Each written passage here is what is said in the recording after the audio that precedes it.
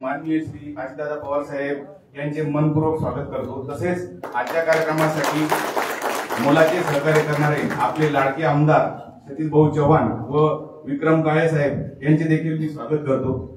तसेच अभिजित भैया देशमुख यांचे पण मी स्वागत करतो। इथे उपस्थित सर्व माजी अध्यक्ष, उद्योजक व सर्व बंधू भगिनींचे यांचे मनापासून स्वागत करतो। आजच्या मसिया संघटनेच्या वतीने आयोजित संवाद उद्योगाची या विशेष बैठकीसाठी मुख्य अतिथी म्हणून दूरदृष्टी, कार्यकुशल नेतृत्व महाराष्ट्राचे उपमुख्यमंत्री माननीय श्री अजितदादा पवार साहेब आपल्याला मार्गदर्शक म्हणून लागले, याचा आम्हा सर्वांना खूप आनंद आहे। मी सर्वप्रथम सन्माननीय पाहुण्यांचे स्वागत करणे ही केवळ औपचारिकता नसून ती आपल्या आदर भावनेची अभिव्यक्ती आहे। दादा बर, तुम्ही एका ठिकाणी थांबा।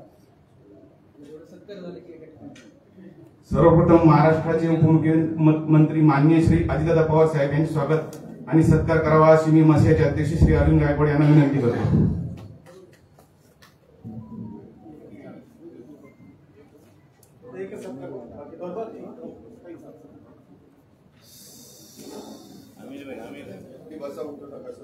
दादा तुम्ही बसा, सगळे बसा।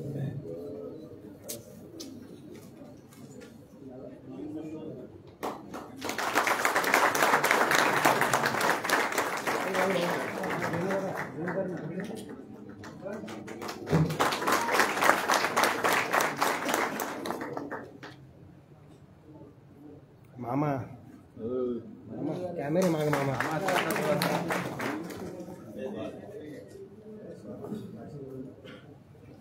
यानंतर मसियाचे माजी अध्यक्ष श्री सुनीलजी किर्दत यांना मसिया आणि मसियाच्या कार्याबद्दल माहिती द्यावी अशी मी विनंती करतो।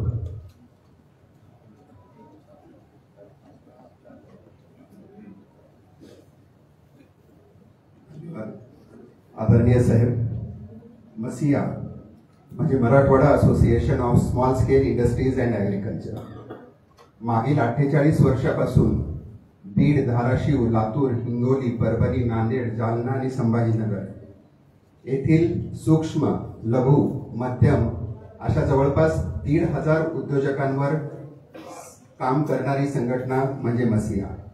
खरं तर मसिया ही मराठवाड्याचा उद्योगाचा श्वास आहे। हे सांगण्यामध्ये महत्त्वाचं वैशिष्ट्य या संघटनेचं असं आहे की 90% उद्योजक ह्या संघटनेचे फर्स्ट जनरेशन एंटरप्रेनर आहेत आणि त्यातली 80% ही शेतकऱ्यांची मुलं आहेत। कुठेतरी शिकून काम करून उद्योगात आलेली ही मंडळी मसियानी वाढवलेली आहे आणि त्यांचा जो प्रवास आहे तो सूक्ष्म पासून आजच्या डेटला एक्सपोर्टला गेलेला आहे। मसियाची वैशिष्ट्ये सांगताना मसियामध्ये सुसज्ज असे टाटाने स्थापन केलेले स्किल डेव्हलपमेंट सेंटर आहे, ज्याच्यामध्ये उद्योगात असणाऱ्या एम्प्लॉईवर काम केलं जातं। भविष्यात मसिया ही ऑटो क्लस्टर घेऊन येते, ज्याच्यामध्ये लघु उद्योजकांना काम मिळेल। त्याच पद्धतीनं मसियाकडे 2 सुसज्ज अशी ऑडिटोरियम आहेत, ज्याच्यामध्ये जवळपास 150 हे उद्योगांच्या विविध कार्यक्रम घेतले जातात। तशाच 3 कॉन्फरन्सद्वारे आम्ही उद्योजकांना सेवा पुरवतो। मराठवाडा असोसिएशन या संघटनेने जवळपास 7 ते 8,000 उद्योजकांना जवळपास 48 देशामध्ये इंटरनॅशनल एक्झिबिशन सेंटरमध्ये घेऊन जाऊन त्यांना उद्योगाची माहिती दिलेली आहे। उद्योग म्हटलं की ग्रीन, क्लीन आणि ऑक्सिजन रिच असावा, पोल्युशन असू नये, याद्वारे मसियानी जवळपास 1.5 ते 2 लाख झाडं ह्या औद्योगिक क्षेत्रात लावलेली आहेत। या शहराचा मॅक्सिमम ब्लड डोनेशन हे या संघटनेमार्फत दिलं जातं। इंडस्ट्री अकॅडमी हा जो प्रोजेक्ट आहे तो प्रोजेक्ट भारत सरकारचा महाराष्ट्रामध्ये संभाजीनगर मधून सर्व उद्योजकांना ह्या संघटनेनं केलेला आहे। काकुडकर साहेबांच्या मते हा औरंगाबाद पॅटर्न म्हणजे मसिया पॅटर्न हा पूर्ण भारतात राबवला गेला पाहिजे।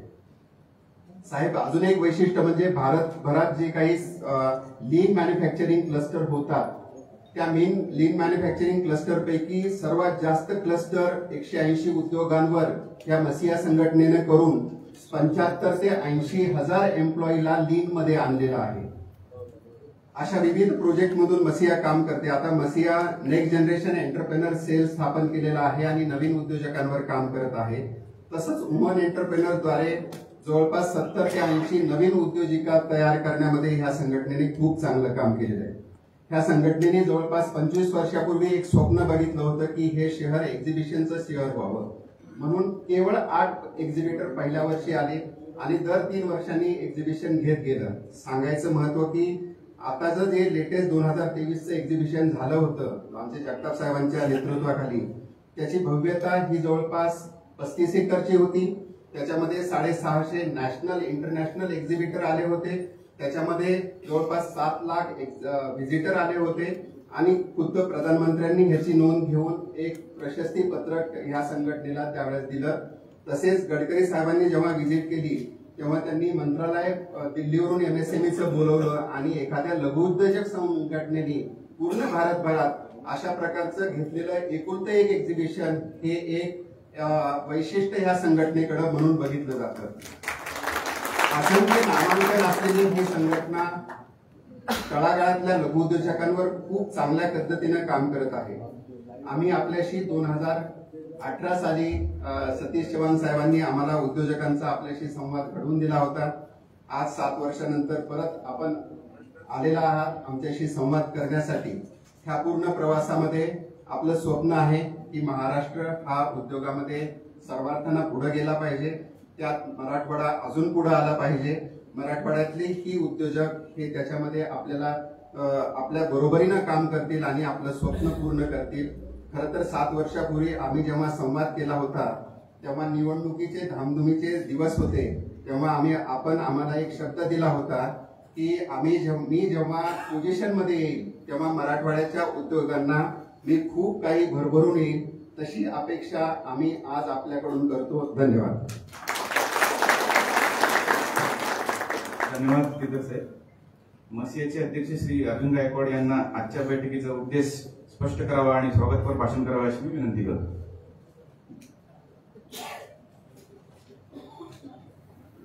नमस्कार सर, आमचं एक ब्रीद वाक्य आहे, भारत का विकसित अगला महानगर छत्रपती संभाजीनगर.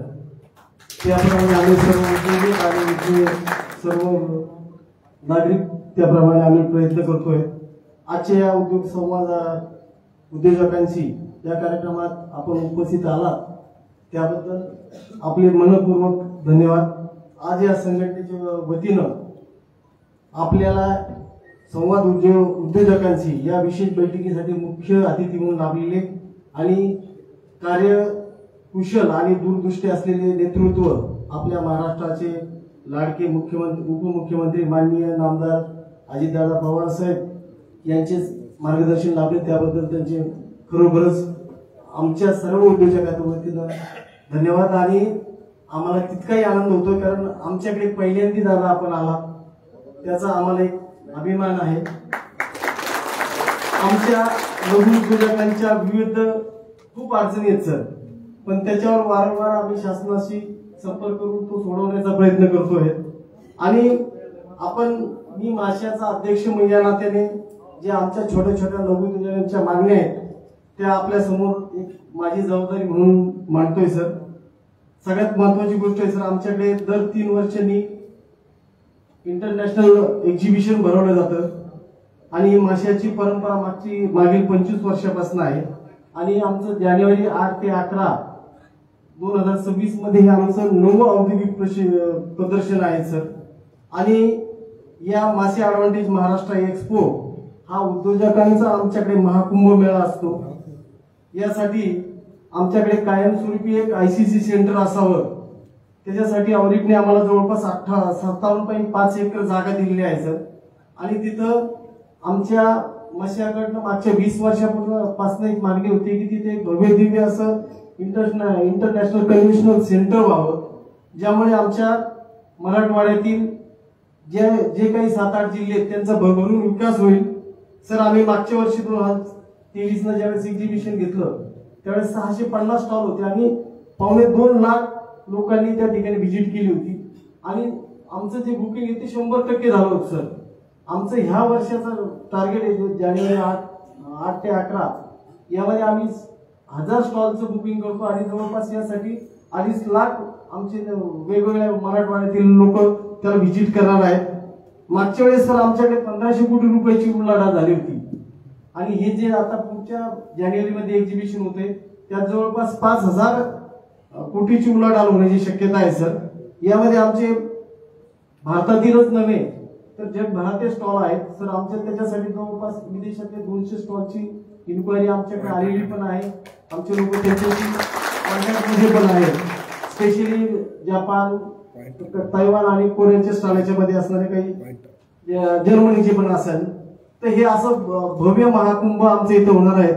आमच्या सगळ्यांच्या वतीने मी आपल्याला एक विनंती करतो की त्यासाठी खूप मोठा खर्च असतो सर आणि आम्हाला त्या प्रदर्शनासाठी आपल्याकडनं काही जर हातभार लागला तर आम्ही सर्व संभाजीनगरकर आपले नेहमी ऋणी राहू सर. याच्यासाठी सर छत्रपती संभाजीनगर ही मराठवाड्याची राजधानी आहे सर आणि इथला इंडस्ट्रियल आलेख वाढता आलेख जर बघितला, एक दुसरी मागणी होती सर आमची की जीएसटीचं जे ट्रिब्युनल ऑफिस आहेत सर ते जर संभाजीनगरला झालं तर खूप चांगलं होईल सर. कारण बीड, लातूर, उस्मानाबाद यांना आता नागपूर किंवा मुंबईला जावं लागतं. तर ते इथं आलं तर पुढे आता नवीन उद्योजक येत आहेत सर, आपले उद्योग येत आहेत ते मोठ्या मल्टीनॅशनल बँक, त्यांना सोपं होईल. ते जर झालं तर सर खूप चांगलं होईल. त्याच्यानंतर आमचे ग्रामपंचायत आणि गट नंबरचा विषय आहे सर. मगाशी सांगितल्याप्रमाणे आम्ही सर 5 वर्ष झालोय फक्त म्हणतो की आम्हाला गट नंबरला येणे द्या. का तर त्या ह्या लोकांना सर सबसिडी मिळत नाहीये, कुठल्या प्रकारचे रोड लाईट नाहीये सर आणि एमआयडीसी जर जागा दिली असती तर हे गट नंबर मध्ये गेलेच नसे सर. त्यांचा जर येण्याचा विषय जर सुटला तर खूप चांगलं होईल सर. आणि त्यांना महत्वाची गोष्ट सबसिडी जर नाही समजा पूर्ण देता आली तर प्लांट आणि मशिनरीवर दिली तरी चालते, जमिनीवर नाही दिली तरी चालते सर. अजून एक पुढचा एक आमचा महत्वाचा विषय होता की सुरक्षित आणि संरक्षित उद्योग नवी होणे गरजेचं आहे.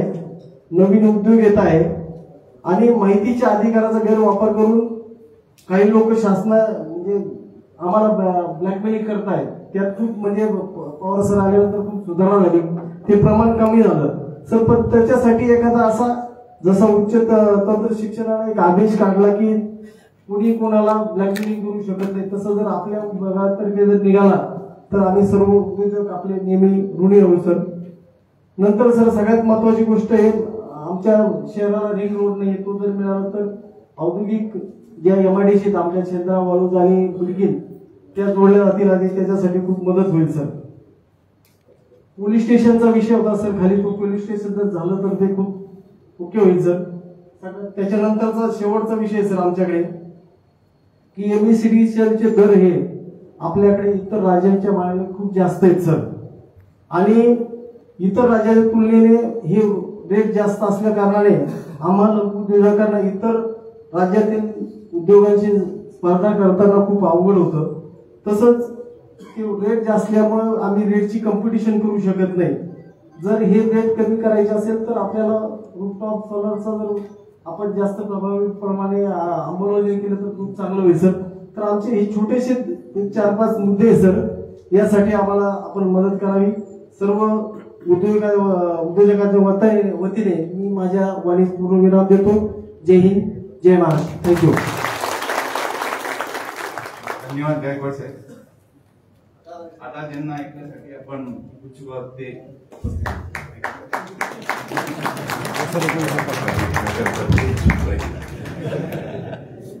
विधिमंडळातील माझे सहकारी सतीशराव चव्हाण, विक्रमजी काळे, तसंच माजी आमदार नितीन पाटील, कैलास पाटील,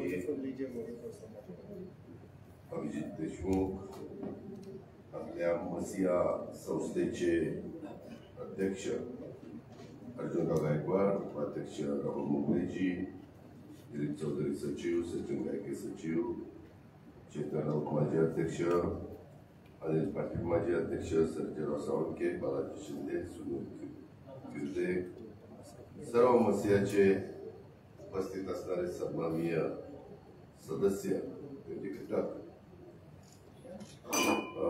प्रतिष्ठित नागरिक बंधू भगिनींनो, माझ्या तरुण मित्रांनो, देवेंद्र फडणवीस, एकनाथराव शिंदे आम्ही सगळ्यांनी मिळून हे महायुतीचं सरकार राज्यामध्ये 5 वर्षाच्या करता सत्तेवर आलेलं आहे. अनेक वर्षांनी महाराष्ट्रामध्ये स्थिर सरकार आलेलं आहे आणि त्यामध्ये नेहमी मागच्या काळात माझा तसं 91 पासून राजकीय जीवनाला मी सुरुवात केली खासदार झालो आणि लगेच मला राजीनामा द्यावा लागला, पण आमदार झालो.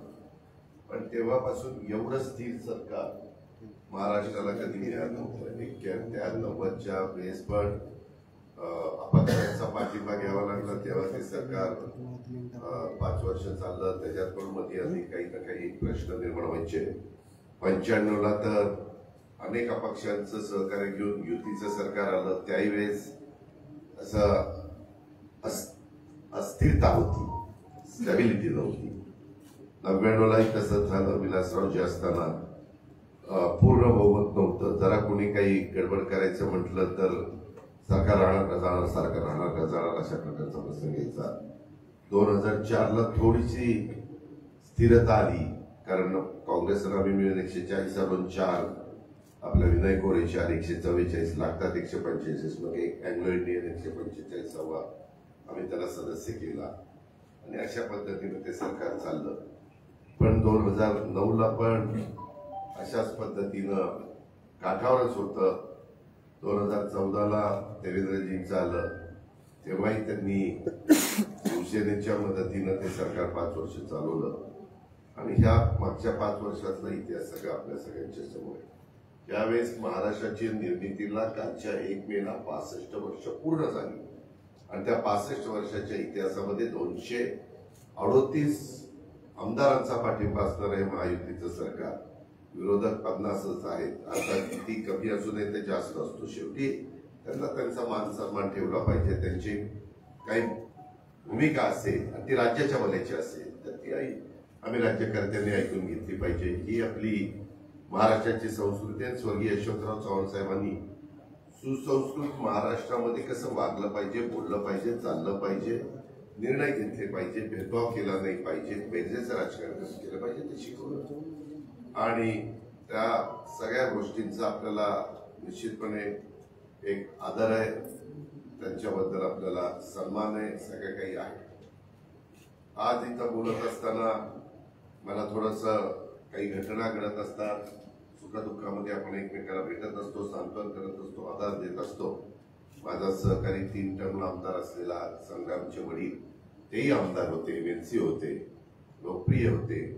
त्यांचं दुःखद निधन झालं. त्याला भेटायला मला जायचंच होतं आणि आज प्रत्यक्ष मुंबईत बरेच कार्यक्रम आहे, पण त्याला जोडून मला इथेही काही कामाची पाहणी, हे मला जरी निधी मंजूर केला तरी त्या निधीचा उपयोग दर्जेदार होतोय का नाही हे बघण्याची मला सवय आहे.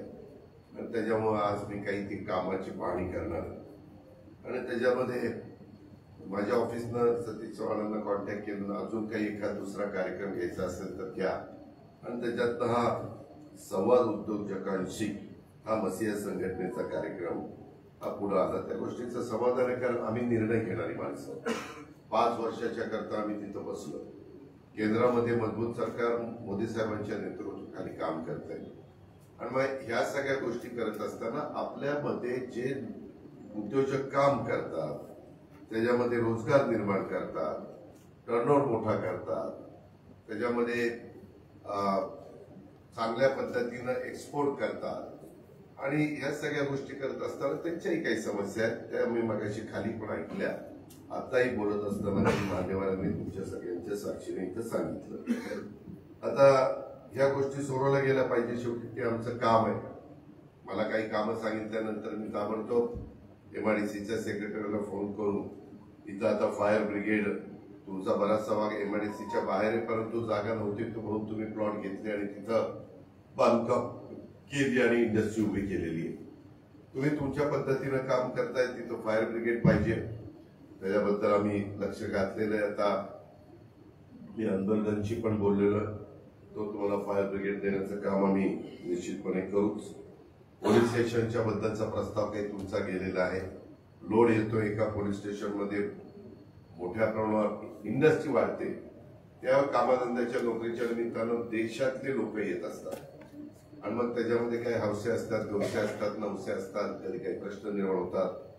इथं खरं तर आमचे सीपी प्रवीण पवार बसलेले आहेत, आमचे बगाटे IPS पोलीस उपायुक्त बसलेले आहेत. प्रवीण पवारांच्या बद्दल आता बोलत असताना सांगितलं की त्यांनी काही कंट्रोल आणण्याचा प्रयत्न केला. प्रवीण पवार तुम्हाला माहिती असेल की मध्ये मुख्यमंत्र्यांनी आणि आम्ही सगळ्यांनी मिळून त्या संदर्भामध्ये एक चांगल्या प्रकारे इंडस्ट्रीला कुठलाही त्रास होता कामा नये ही खबरदारी पोलीस खात्याने घ्यायची. जर कुणी गुंडगिरी, दादागिरी, दहशत, काही वेगवेगळ्या प्रकारे खंडण्या मागत असेल तर त्याला मकोका लावायला देखील मागं पुढं बघायचं नाही. 4 केसेस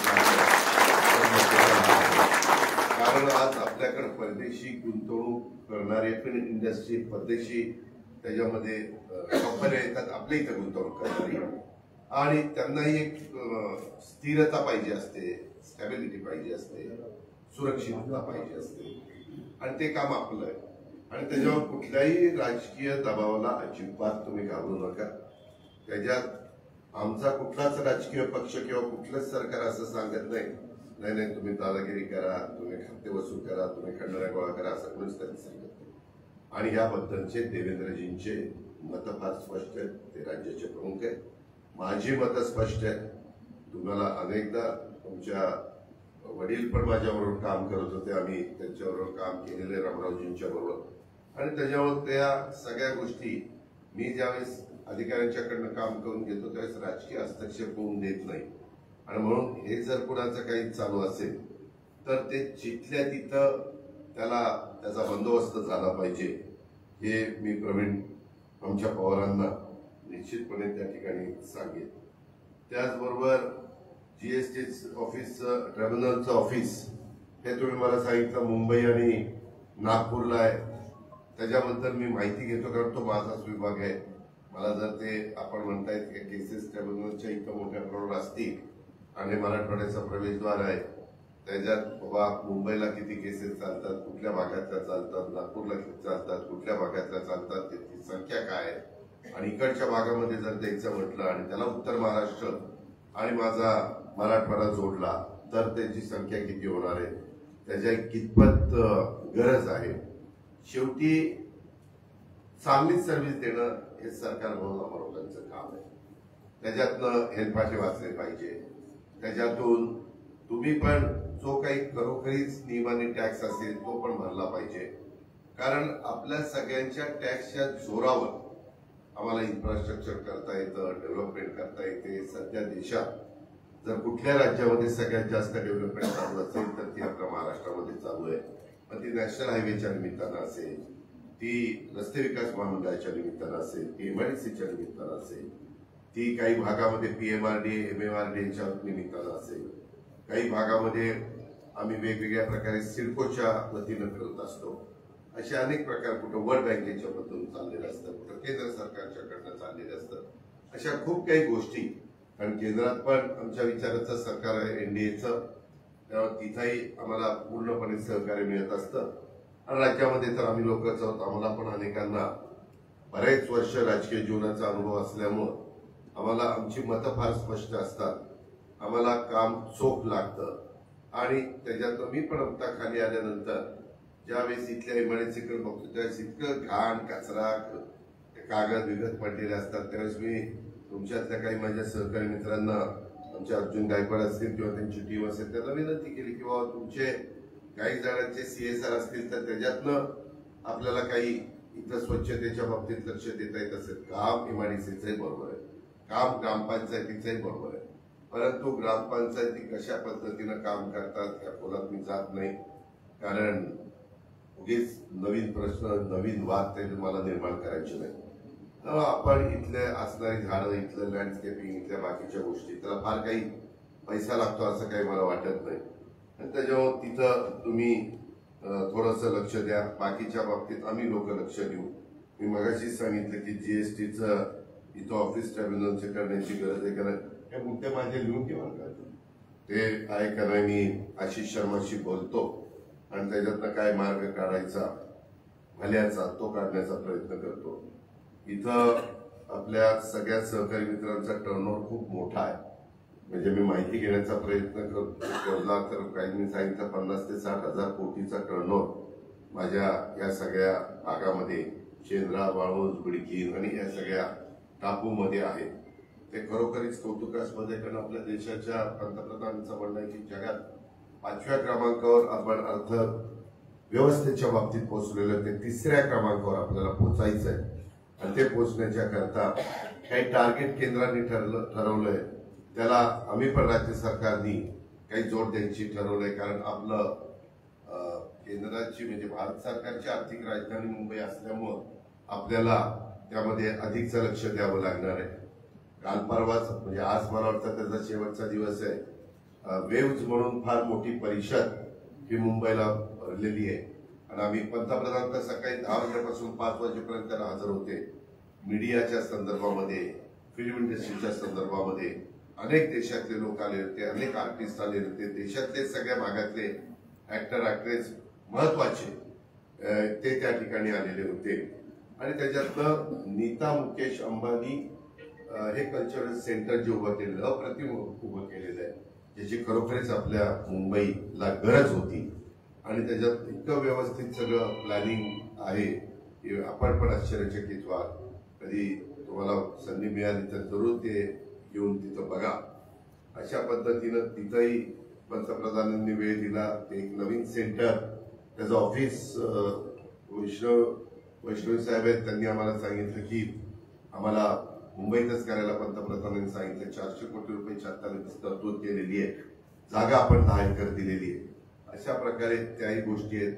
बाकी तिकडेही flyover, coastal road, Atal Setu, इकडचा आपला समृद्धी महामार्ग तोही आता अंतिम टप्प्यामध्ये. त्याच्यातलं बऱ्यापैकी आता तुम्हाला मुंबईला जायला सोयीचं होणार आहे. काही अजून थोडेसे गोष्टी राहिल्यात, त्या पूर्ण केल्यानंतर तुम्ही माझ्या माहितीप्रमाणे आता तुम्हाला मुंबईत जायला किती तास लागतात? 7 तास.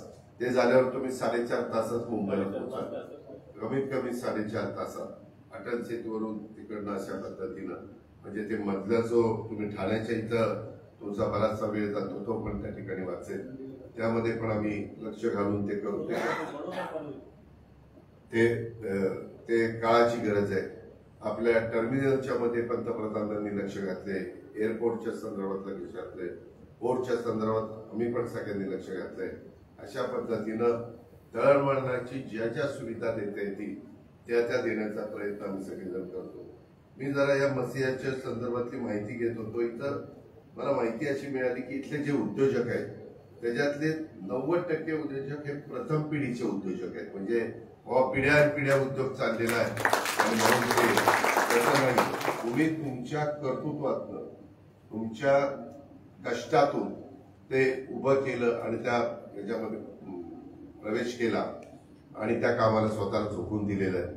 आताही मी इथं वर येताना ज्यावेळेस तुमच्या ऑफिसमध्ये इथं काय काय स्पेअर पार्ट्स तयार होतात, कसल्या प्रकारचे होतात, ते पण मला आपल्या अध्यक्ष अर्जुनराव गायकवाड त्यांच्या सगळ्या सहकारी टीमनी त्या ठिकाणी दाखवलं.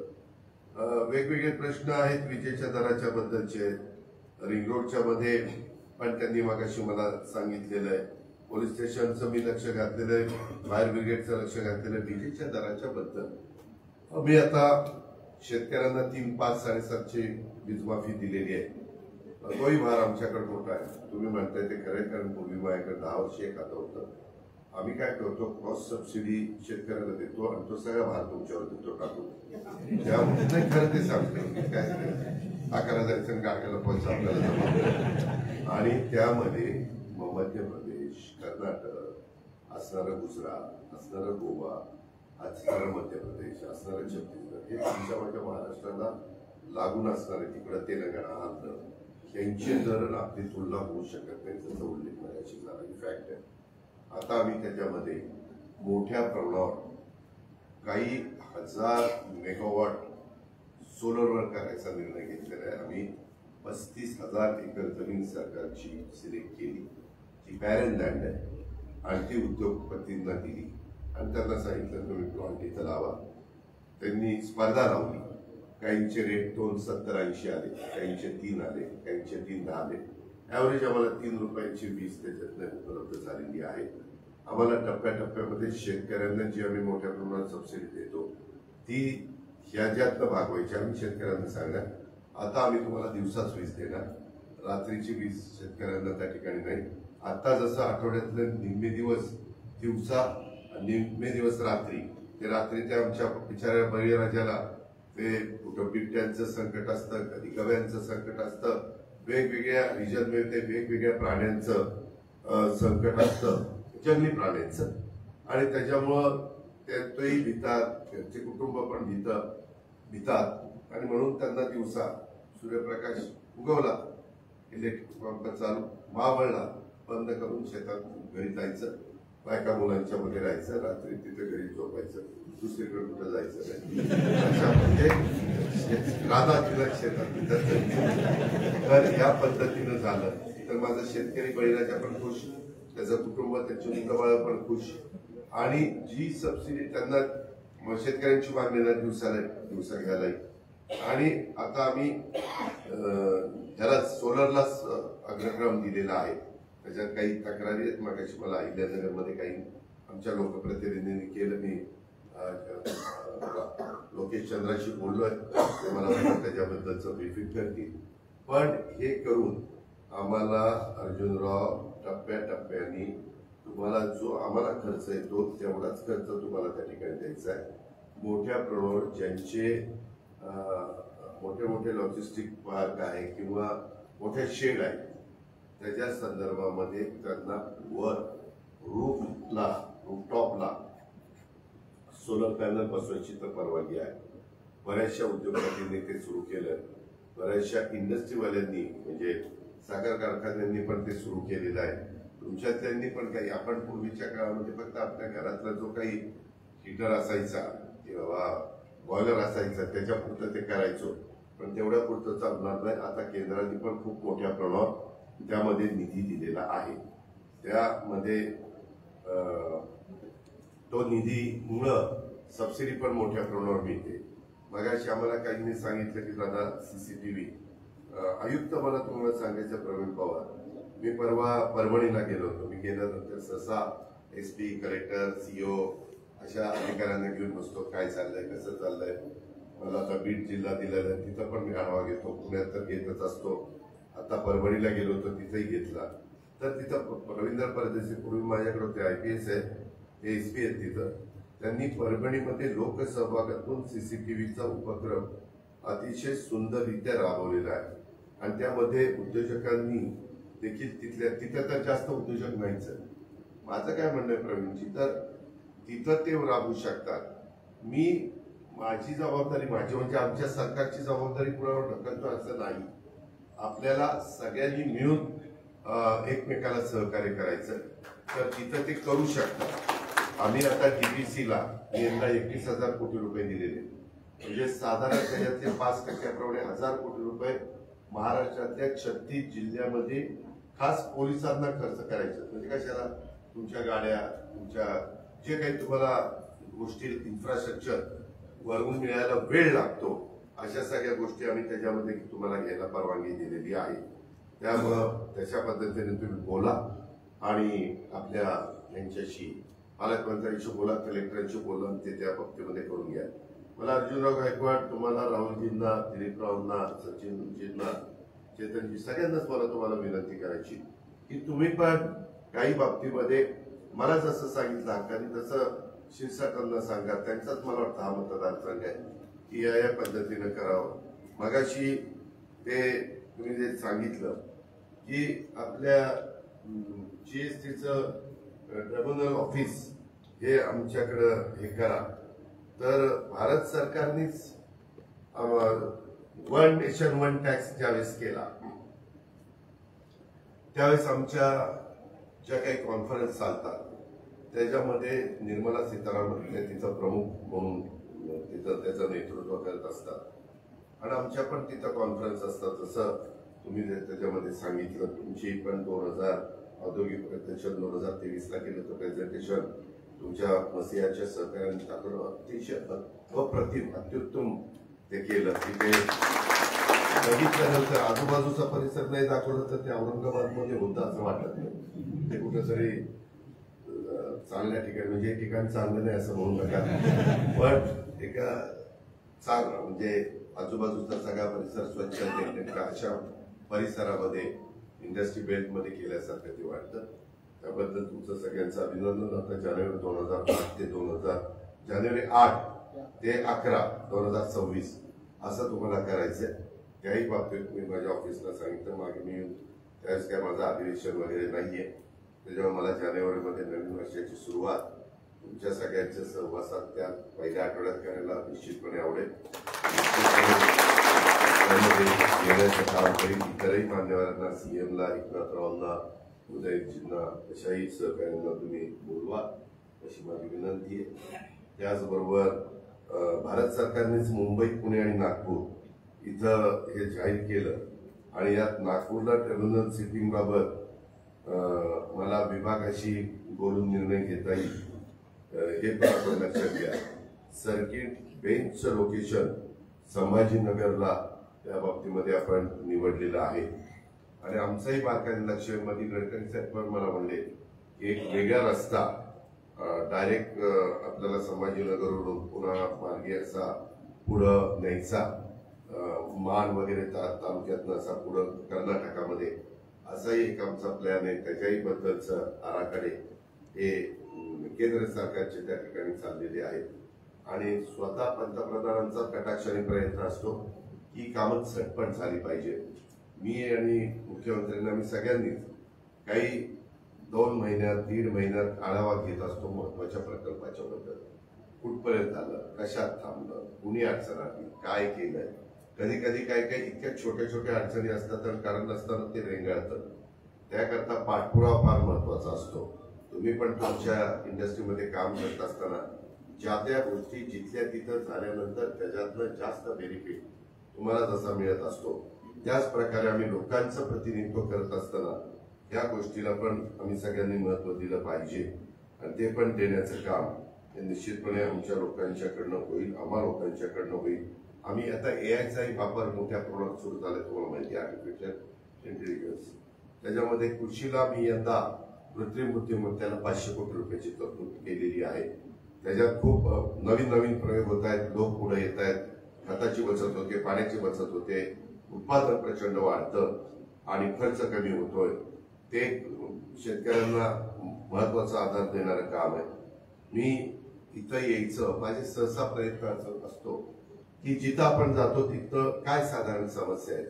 तर इथं येण्यापूर्वी खाली तुमच्या लोकांनी सांगितलं, आता पण तुमचे अध्यक्ष महोदय आणि इतर पदाधिकाऱ्यांनी सांगितलं, परंतु ह्या माझ्या काही लोकप्रतिनिधी असतात, माझे काही सहकारी असतात, आमचं ऑफिस असतं, तिथून आम्ही काही आधी माहिती लक्षात घेण्याचा प्रयत्न केला. तर Waluj industry association, Maratha chamber of commerce and industry, ज्याला शॉर्ट फॉर्म नेमका MCA असं होतं, सिमिया, CII, WIA, Laghu Udyog Bharati, Devgiri electronics cluster, Marathwada auto cluster, magic, 8 जिल्ह्यातील विविध असोसिएशनचे पदाधिकारी आणि औद्योगिक संघटनांचे प्रतिनिधी अधूनमधून भेटत असतात. त्याच्यातून पण कधी कधी काही मुद्दे येत असतात. सचिन पण आम्हाला भेटत असतो. अनेकांची मी आता नावं घेत नाही. त्याच्यामध्ये सोलापूर धुळे मार्गाला MIDCचा रस्ता जोडा ही एक तुमच्यातली, म्हणजे मला वाटतं की ही मागणी आपली पूर्ण झाली पाहिजे. वाळूज OIC चौकातून उड्डाण पूल हा बांधला गेला पाहिजे. त्याच्यामध्ये शेंद्रा, वाळूज आणि चिकलठाणा MIDCला वीज वितरणाचे स्वतंत्र केंद्र हे त्या ठिकाणी स्थापन झालं पाहिजे. औद्योगिक वसाहतीतील वाहतुकीच्या कोंडीवर उपाययोजना ही आमच्या PWD असेल, आमचं पोलीस असेल, आमच्या MIDC असेल, हे जे घटक त्याच्यामध्ये येतात, जो विभाग, घटक नाही विभाग त्याच्याशी संबंधित आहे, त्यांच्याशी बोलून हा वाहतुकीच्या कोंडीवर उपाययोजना झाली पाहिजे. चिकलठाण्यासह सर्व औद्योगिक वसाहतीतील पाणी पुरवठ्याचा प्रश्न, खरं तर आपल्या उशाला जायकवाडी धरण आहे, यंदा सगळ्यात जास्त पाणी आहे, परंतु बऱ्याचदा मी तर तुमच्या पाण्याच्या करता शहराच्या इतक्यादा एवढे चांगले चांगले निर्णय घेतले, करोडो रुपये मी माफ केले, पण राजकीय इच्छाशक्ती काही गडबड होती आणि त्याच्यामुळं डिले होतं. एवढ्या मोठ्या योजना चालत नाही, एवढ्या चांगल्या शहराला पाण्याच्या बद्दलच्या समस्या भेडसावतात, त्रुटी जाणवतात. त्याच्या संदर्भामध्ये शरणापूर साजापूर रस्त्याचं काम तातडीनं सुरू करण्याच्या बद्दलची पण लोकांना वाटतं की झालं पाहिजे. मिटमिटा ते धुळे सोलापूर बायपास दरम्यान रेल्वे उड्डाण पुलाचा प्रश्न हा मार्गी लागला पाहिजे. मिटमिटा ते सावंगी बायपासचा प्रश्न हा सुटला पाहिजे. शेंद्रा जयपूर ते समृद्धी महामार्ग हा जोडला गेला पाहिजे. अशा पद्धतीनं या सगळ्या गोष्टी आहेत. आणि CP Pawar ji Chikalthana railway station Waluj Pandharpur Shendra येथील उद्योजकांना वेठीस धरलं जातं. अतिक्रमणाच्या खोट्या तक्रारी करून कारवाई करण्याचे उद्योग बंद करण्यासाठी त्या बाबतीत निवेदन दिली जातात. कारवाई न केल्यास उपोषणाच्या धमक्या या देखील दिल्या जातात. ही एक तथाकथित नेते मंडळी असते. आरटीआय कार्यकर्ते तसंच ते तक्रारदार असतात. सगळे आरटीआय कार्यकर्ते तसे नाही तर उद्या मोर्चा माझ्या निर्माण. काही जण त्याचा गैरफायदा घेतात, काही जण त्याचा योग्य फायदा घेऊन शिस्त आणण्याचा प्रयत्न करतात.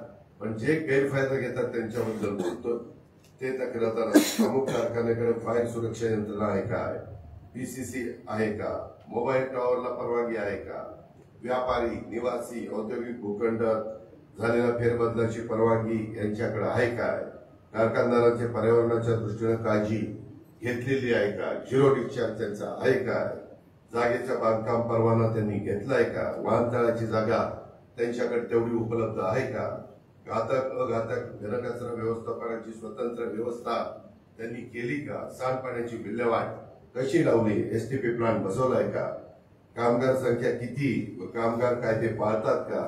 अशा अनेक तक्रारी त्याच्यात काही खऱ्या असतात, काही खोट्या असतात आणि काहींना अक्षरशः ब्लॅकमेल केलं जातं.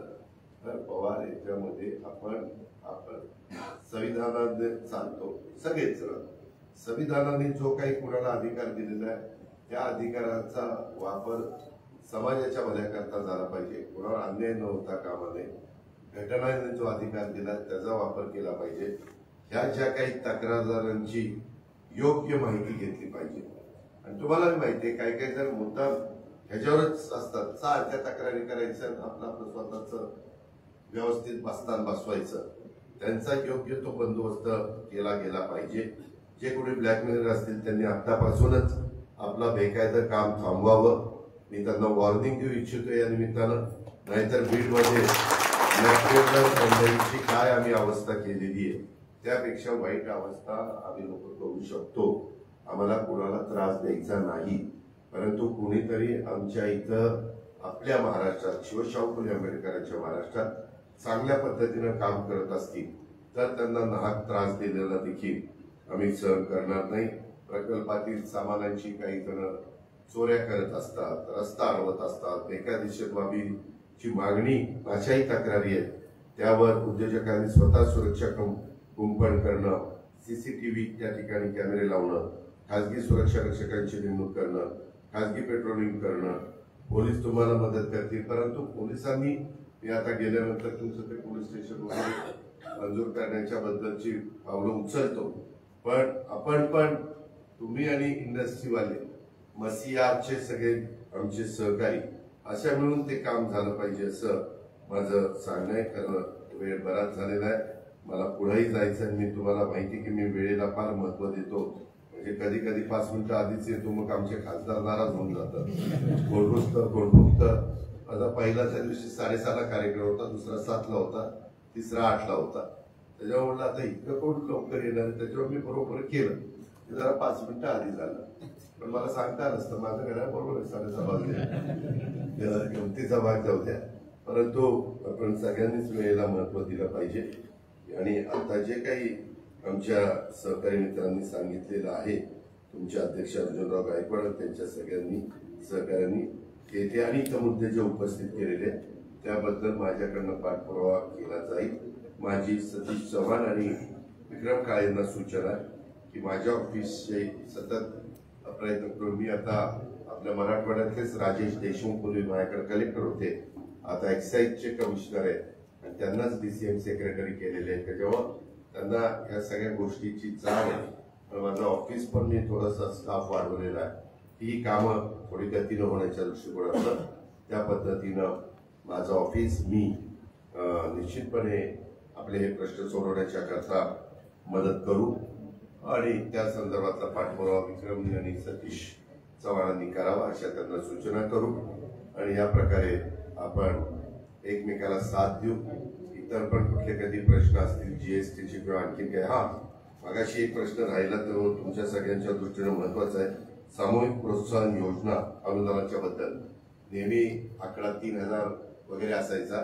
यंदाच्या वर्षी मी 6000 कोटी या कामाकरता उपलब्ध करून देणार बजेटमध्ये तरतूद केली, तर ती कमी पडते. अजून काही निमित्तानं मला वाढवता येते का तोही प्रयत्न मी करीन. कारण तुम्हाला आम्ही जाहीर केलेलं होतं ते वेळेत पैसे आमच्याकडनं जात नाही असे अनेक महाराष्ट्रामध्ये आहेत. ते पण बरोबर नाही, तर त्याच्यातनं पण मार्ग हा काढला जाईल अशी ग्वाही मी आपल्या सगळ्यांना देतो. दुपारची वेळ असताना देखील आणि सुट्टीचा दिवस असताना देखील. आज दुपारी निवांत झोपायचा होते, तुम्ही काय करता मला माहित नाही, पण जरा आराम करण्याचा वेळ असतो, दिवस असतो. त्यावेळेस पण मी तुम्हाला यायचं म्हटल्यानंतर तुमचा सगळ्यांचा नाईलाज झाला, त्याबद्दल राग मनामध्ये ठेवू नका एवढीच विनंती करतो. असंच एकमेकांना भेटत जाऊ, असेच आम्ही एकमेकाचे प्रश्न सोडवतो. धन्यवाद. जय हिंद, जय महाराष्ट्र.